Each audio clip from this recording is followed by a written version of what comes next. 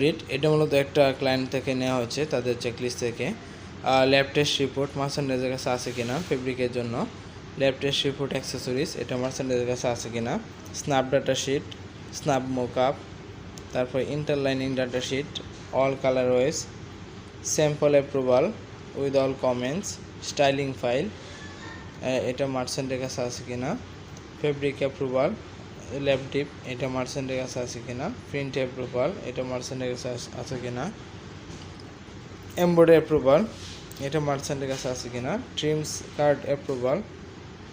এটা মার্চেন্টের কাছে আছে কিনা, ওয়াশ স্ট্যান্ডার্ড এটা মার্চেন্টের কাছে আছে কিনা, পিএলএম প্রোডাক্টের লেবেলিং এগুলো মার্চেন্টের কাছে আছে কিনা, চেকলিস্ট ফর পিএলএম পিপিএম পিপিএমের জন্য যে চেকলিস্ট। তাহলে এখানে যে পয়েন্টগুলো দেওয়া আছে এগুলো অবশ্যই মার্চেন্টের কাছে থাকতে হবে। যদি কোনো টিম মার্চেন্ডাইজিং অডিট করতে চাই তাহলে মূলত স্পেশালি এই প্রসেসগুলো বা এই জিনিসগুলোই মার্চেন্টের কাছ থেকে আস্কিং করে বা ক্রস চেক দিয়ে নেয় যে এটা আছে কিনা ওনার কাছে। আমি আবার রিভিউ করতেছি, fabric lab test report, accessories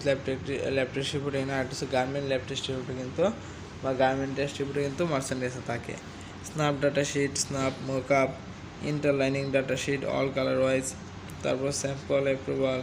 styling file, fabric approval, print approval, embroidery approval, trims card approval, wash standard, PLM, checklist for পিপিডিং এই সব কিছু কার কাছে থাকতে হবে, একটা মার্চেন্টের কাছে থাকতে হবে।